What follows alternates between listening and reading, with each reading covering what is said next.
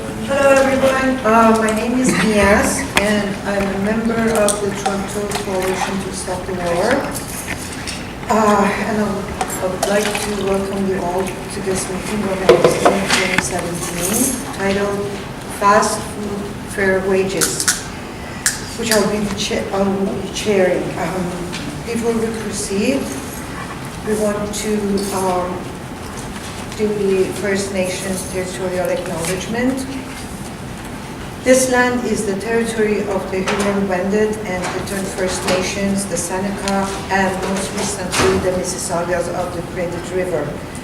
The territory was the subject of the Dishwit One Spoon Wendat Belt Covenant, an agreement between the Iroquois Confederacy and the Ojibwa and allied nations to peaceably share and care for the resources around the Great Lakes. Today, the meeting place of Toronto is still the home to many Indigenous people from across Turtle Island, and we are grateful to have the opportunity to work in the community on this territory. Today we have 4 speakers, and I'm gonna introduce them, and they will talk in the same order. Nigel Blair, food service worker from York, member of the Unite 75. Melissa Sobers, food service worker and organizer from Unite 75. Alia Karim, York student and member of the Fight for 15 and Fairness at York U. And Pam Frache, Ontario coordinator of Fight for 15 and Fairness. Each speaker will talk for around 10 minutes, and after they finish, we will have enough time for discussion. So, Nigel, please.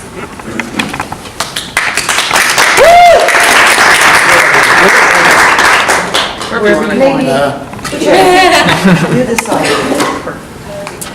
Okay, guys. My name is Nigel, and I work with the food service at York for our mark. I'm gonna tell you guys, I'm not really a speaker, man. I don't do this thing often, so but my friends here brought me here, so I could say about the experience that I had with the fight for a new contract at York. So I don't know where to start, but we had a strike maybe about a month ago. I guess what I'm trying to say, we came out on top, like we didn't know that we were gonna get what we want, but actually we did. Not everything that we wanted, but pretty close. So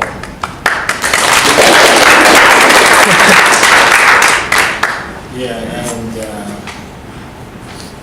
I just want to let you guys know that most of the folks that I work with at York, they are ladies.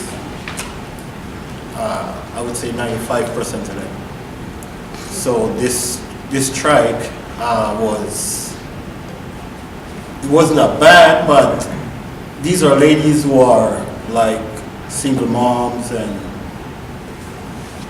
kids, and they gotta pay their rent and they gotta pay their bills, right? But so when the strike came up, I mean, a lot of guys up there, they weren't for it, because they're like, when it's gonna be over, when we're gonna get money to pay our bills and stuff. But I think medicine and the student at York there, they really encourage us. Like they build us up very high, because a lot of folks there, they never been on a strike before, and they were thinking about their families and stuff, and a lot of people gave us help though to build these guys up, and when the day for the strike came, we just went out and did it because we were like together, and that's the main thing. You gotta be together, because if you're not, then it's not gonna work. But we got a lot of strength from a lot of guys at York, so we went out and we didn't know how long it was gonna last, but we went out there. It was cold. It was. Honestly, I never felt so much cold. It seems like the day that we went on strike was the coldest day ever. But we went out there, and these ladies, they really come out. They stand together. When we're out there, they enjoy themselves. Like, basically, it was not like a strike. It was like a party. Yeah, that's how we take it, like a party. Because if you were thinking about the strike and, you know, oh, we're gonna get money to pay bills and that stuff, we wouldn't be out there. And one of the reasons, there's lots of reasons why we go out there too. Because our employer is not nice. They disrespect us. They push around some of the ladies. If I had to go through what these guys do to us, it would be taking days to talk about. Some people have been kicked, pushed around, verbally abused, and that was kind of the breaking point for most of them. Because we did a one-day strike first, and then we went back to work. And these guys are like, when are we gonna go on strike again? Come on. They were like crying for it. So finally they come, we all went out and we start bargaining with the company. And we almost got everything that we asked for. But we were expecting that anyway, because when we were going out, we were like, you know, we might not get everything or get the maximum what we asked for, but at least we make a change, because we almost got everything that we asked for. And thanks to these guys, Melissa, students at York, a bunch of people, I would say we came out on top.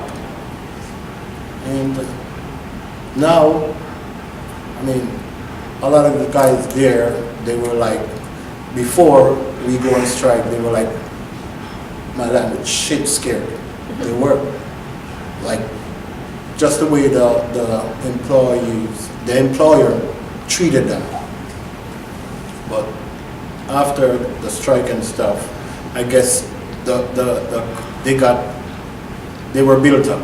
Like, they become stronger people. Because they all went out there, they stick together. So now that we're back at work, most of the stuff that these managers usually do to these guys, they're backing down.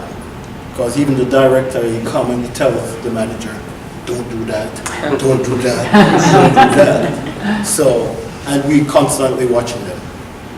Because we know the bad behavior that they keep up all the time. So now me and my coworker, we're on them, we watch them, we see what they're doing. So they can't do the same thing that they did to us before. Because now we are together and we are stronger. And the reason why we're stronger is just because of the strike that we went on. Because we weren't together before. But before the strike and after the strike, we are together now. And we can't say enough thanks to the student at York, trust me, because they did a lot. They did a lot. If it wasn't for them too, I don't think I'll be standing here talking about anything, but we got a lot of strength from these guys, and we came through, man. And now all the ladies up there, they're happy. They're happy. They're just really happy now. And the boss, he realized now that before I could have pushed these guys around, but now he calls me to his office and he's like, Nigel, I know you guys went through a hard time on that strike, but now that you guys are back, it's like you guys are more vocal and stronger. I'm like, boss, I don't know what you're saying, but maybe you're telling the truth, because that's the way we are now, because we have to be stronger. Because the way you guys treated us before the strike, because they always try to put one person against the other person, then they have this thing that one of the managers, she's like, oh, we're not hiring any more black people up there, and a bunch of stuff those guys goes on with. But now they see the difference in everyone. They see the difference, and they just have to accept the difference, because we're not the same people that we were before the strike. So I guess we came out on top, man. And thanks to most of the guys from York and all over. We got a lot of support, not just from York, but from other places too, because the 15 in fairness, I think they deserve it, because they're all poor people now. So now they're happy. And I'm happy because I help them to, I help myself too. So most of them I help them to be strong too, and so now we're all good. And I hope for other guys who are trying to get that $15, I really hope they do get it. Stand up. That's what it is. You stand up, be strong, and you'll get it. The fight is never over. Here we are again.